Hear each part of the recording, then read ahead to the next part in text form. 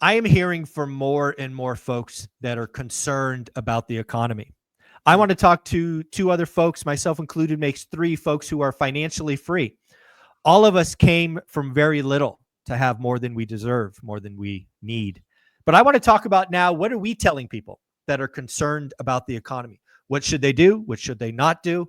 We're going to play a game called ping pong where we go around the table 2 or 3 times, hopefully giving you actionable information to help you be just a little bit less concerned. But more importantly, get ready and hopefully take action. Because again, it is proven time and time again, the best deals are done in scary environments. Dion, you joined first. I always go in the order that people showed up. So what's the first thing you tell people if they're concerned about the economy? Well, I think you triggered a memory when you said that we are possibly doing better than we deserve, because that's the answer Dave Ramsey gives. I think when somebody says, "How are you doing, Dave?" He goes, "Better than I deserve." And I have to attribute some of the confidence that I have coming into whatever instability there is, or possible recession, or whatever could happen in the future, to Dave Ramsey's teaching. I have no credit card debt, no car loan debt, no student loan debt. Like, I got rid of all of the bad debt that he talks about. Coming into uncertain times, if you have things like bad debt, credit card debt, what can you do to first focus on not creating more? Yes. Second, prioritize paying down what I call worse debt. And that's anything with a high interest rate, adjustable interest rate, or an upcoming balloon payment or loan reevaluation period, or anything that can make a change in interest rates, or a change in your employment, or a change in the economy tank you in a year or two. Yeah, I think that's wise advice. And again, I want to be very clear. There was times when I frankly didn't get Dave Ramsey because I unfortunately just focused on his real estate stance.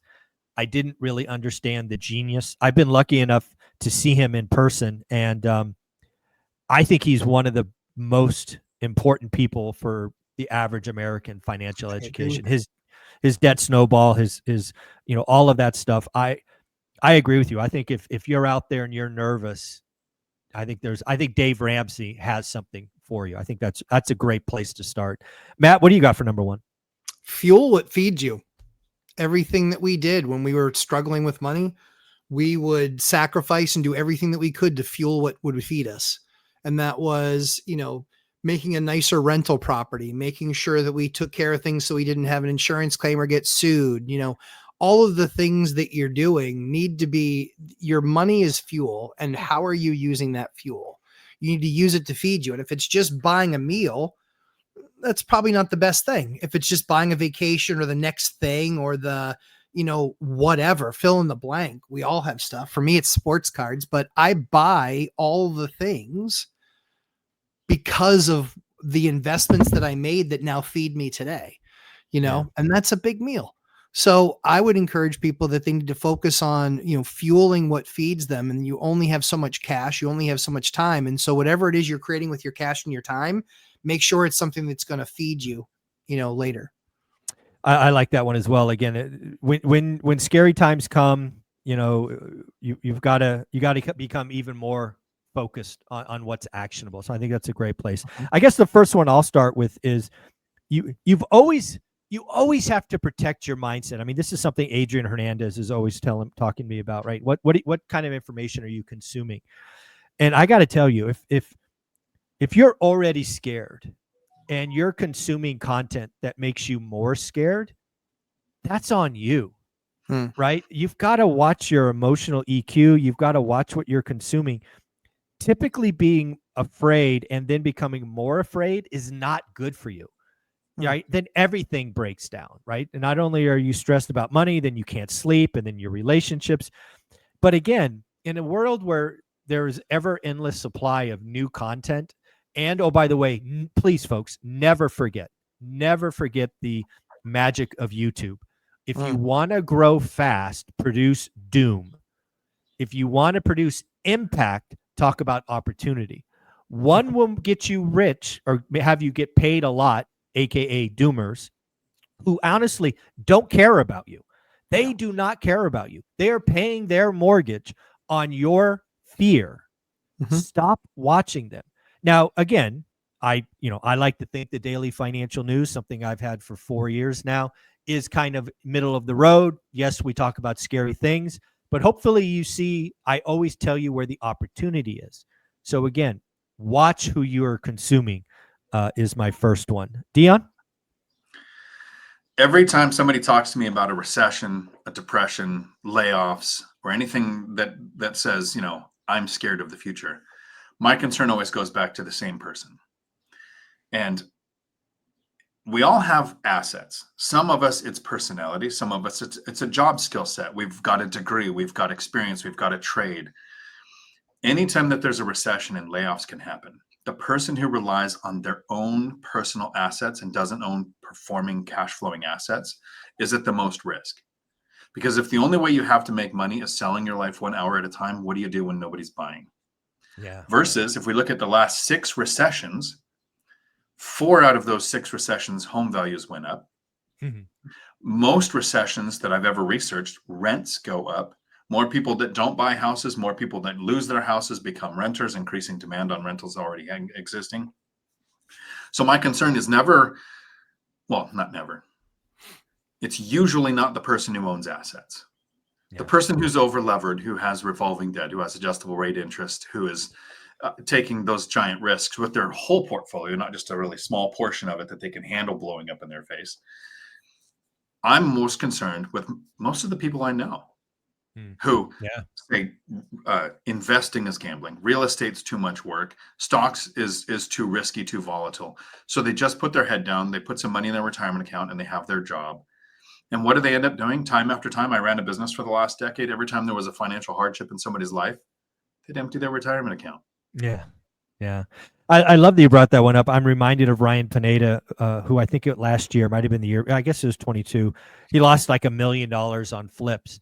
And he actually highlighted that he was happy he had rentals because he used them as a piggy bank. Some he got loans on, some he sold. And it really just gets you through the hard times. And you're absolutely right. The more assets that you have, they are that piggy bank if you need them. So having more than just a 401k is provides you better optionality. I love that one. Matt, what do you got for number 2? Sleep less. Sleep less. Tell me more. Do more. Sleep less, do more. If you're going to be rolling over in your bed and waking up at 2:00 in the morning with all this angst, I promise you, you think, well, no, I really need my sleep. You're waking up an asshole anyway because you're stressed out. So you're better off investing that time, going to bed completely exhausted, thinking about the fact that you're working on 4 hours of sleep. You're going to be short-tempered anyway. Be short-tempered because you put it and unloaded and put a bunch of fuel in the tank, not because you stayed up tossing and turning because you're wrapped around the axle because you keep on trying to keep up with the Joneses and people that don't care about you. People really lose focus on tactically what to accomplish. And it doesn't matter what thing you're interested in, try and learn it. Spend 100 hours trying to learn something. Very often we're talking a couple hours a day and people are like, oh, well, yeah, you spent all that time away from your family. No, I didn't. I would finish work at 5 or 5:30. I would spend time with my kids. I spend time with my wife. My wife goes to bed at 9 or 9:30. And then from 9:30 to midnight, it was back on. I was back learning, back doing, back figuring things out. That's still when I work today. I'm so broken that I haven't fixed that piece of me yet. When she goes to bed, I actually relax doing work. I relax with figuring things out and being like, all right, what's the next project and where can we maximize this? And then I go to bed with things off my mind, feeling rested and knowing that I've handled the work of the day and the business of the company. I don't do very much work during the day. I just don't. It's weird. I meet with some contractors here and there, and stop off at places that are open 9 to 5. How dare they? Like banks.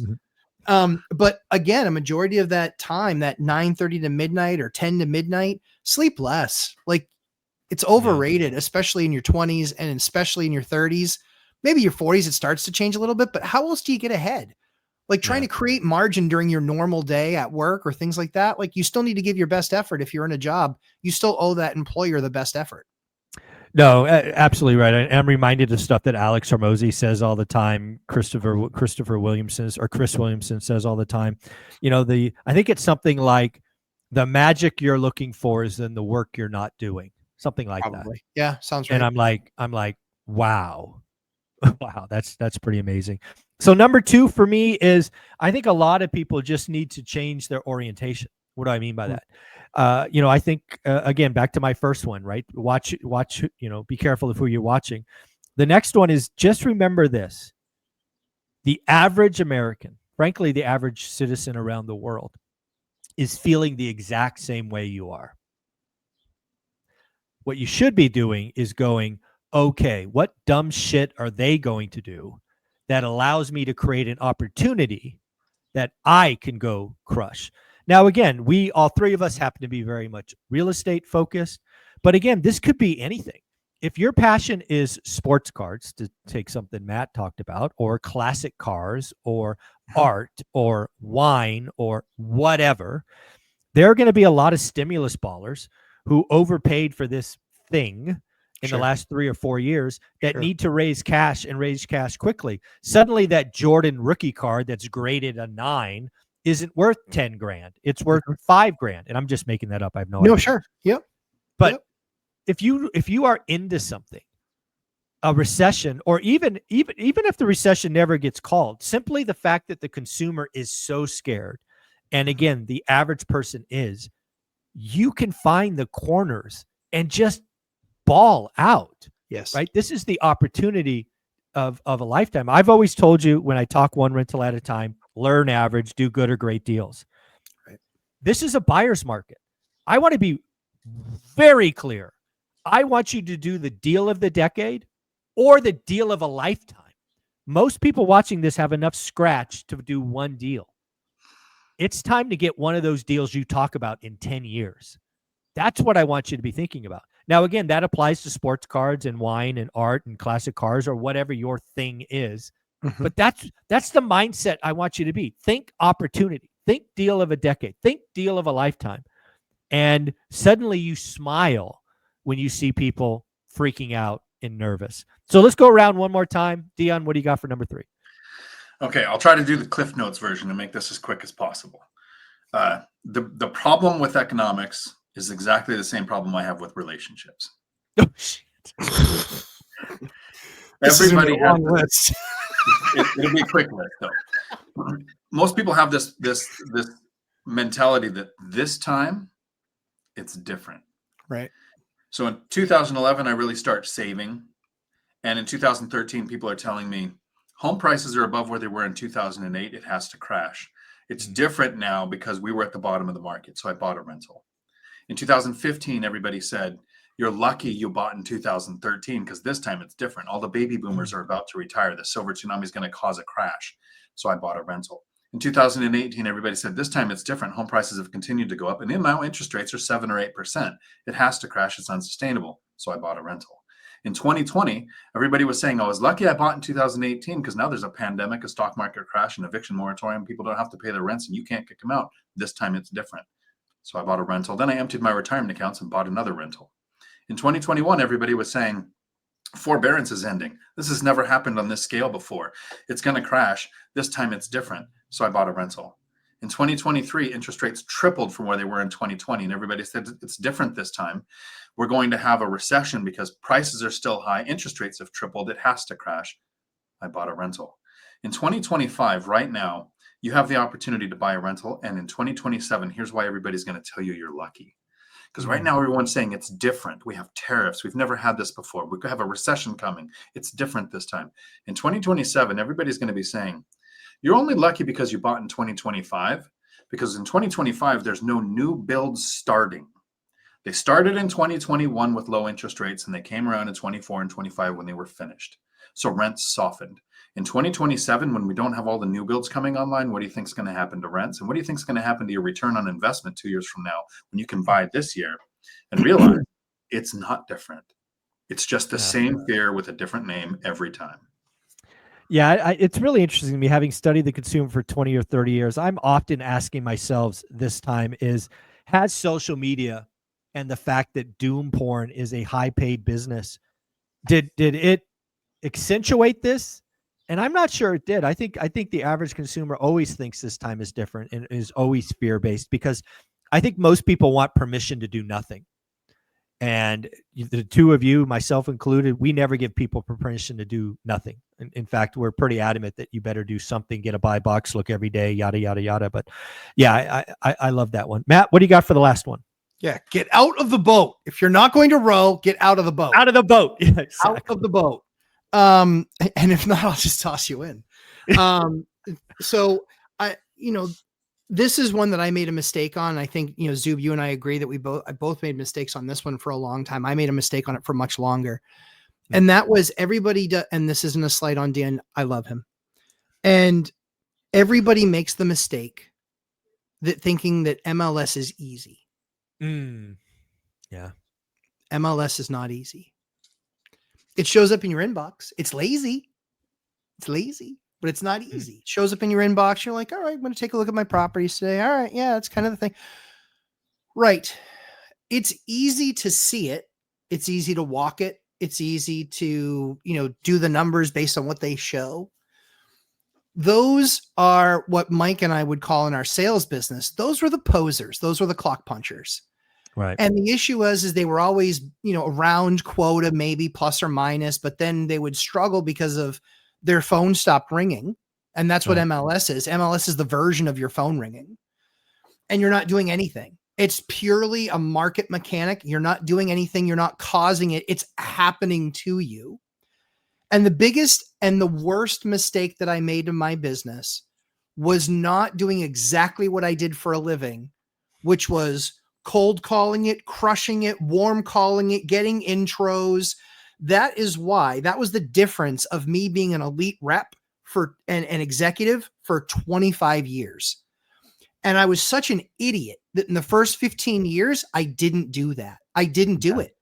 I was just like, no, like MLS is cool. And I was still small. After 10 years, I only had 5 buildings, wasn't big, And so I'm looking at it and I'm like, that cost me because I was buying MLS in 2010, 2011, 2012, 2013. And then I got my first off market deal where I was working with my agent and negotiating with them, but off market. And I'm like, shit, this is actually kind of cool. I kind of get to bring them the number and set the price and hear what their price is and what they're trying to justify. But your best deals are the ones that you make, not the ones you buy off of MLS. Yeah. And I couldn't agree more. Yeah. For you, are your best deals through wholesalers, relationships, and banks or through the MLS? I've certainly, to your point, right? The first 7 or 8 years of my career, I like you, I just told myself there wasn't another option. I had a whole bunch of excuses. I was a sales guy too, and I knew where the best deals were. I was just like, no time. This is easy on the phone, yada, yada, yada. But yeah, I would say, certainly 4 of my top 5 deals were, off market with an exception being one I tracked for, like Moby Dick, tracked the white whale for a couple of years on the MLS. That one wasn't bad. But yeah, I think there's a lot there. And it's funny you bring that up. I just had Property Radar, the CEO of Property Radar, on in our school community. I think it was last weekend. It might have been 2 weekends ago, where we talked about how somebody could take this buy box concept that we talk about all the time here and really light up direct mail, right? Yeah. Just do 10, 15, 16 pieces when something hits. And I think it's going to change the game because if you can, right, if you could, that's what I would have done if I was working. I would have had a tight criteria, the Mayfair district. And when something hit, I'd want to send them a postcard, right? I'm not Jason Pritchard or Adrian Hernandez with $30,000 or $50,000 marketing budgets. But you know what? I can send 17 pieces a week. I can send 25 pieces. And Property Radar allows them to do that. And there's a link. I'll probably put a link below if you want to try it out. Nice. Free for a while. So the last one I will highlight for folks is this too will pass. One of the things that I've learned in economics and studying it for 50 years is it's just cycles, right? And the more that you can stay even keeled, that's kind of the key to life. Never too high, never too low. And that's the last couple of years, there's a lot of people that have been, a lot of pretenders flying high that are now going to go broke because they didn't really have a business. They just got lucky with timing. Right. The second thing I would tell people that I really want people to get is, if I was starting a career in mortgage or real estate or what, like selling cars or whatever it is, I would much rather start today than 2021. Yeah. Right. You actually, you'll get training. You'll get some of that. You'll build a callus. You'll become, you'll do the hard work. In 2021, a lot of bad habits were created. A lot of people that started in 2021 made a lot of money, but they'll be washed out if they're not already. So again, I want people to remember the opportunity that's coming. And oh, by the way, if you're anywhere below 65, I want to tell you one last thing. This won't be the last recession. This won't be the last downturn. No. I've experienced 3, 4, 5 of them in my adult life. And the first one was scary. The second, third, fourth one, I made a lot of money because they're just part of the process. Dion, where can people find you?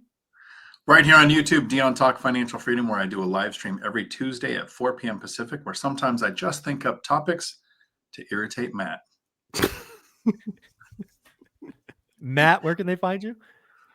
Sometimes, well, they can always find me on Lumberjack Landlord, 9 p.m. Eastern time on Thursdays, but sometimes I'll actually show up late, letting Dion go first so I can hear what crazy idea he has so I can then react to it because I know it's going to annoy me. And if he says it after, then I have no chance to rebut. So There you go. thanks, Dion. Guys, you're amazing. Take care. Thanks again.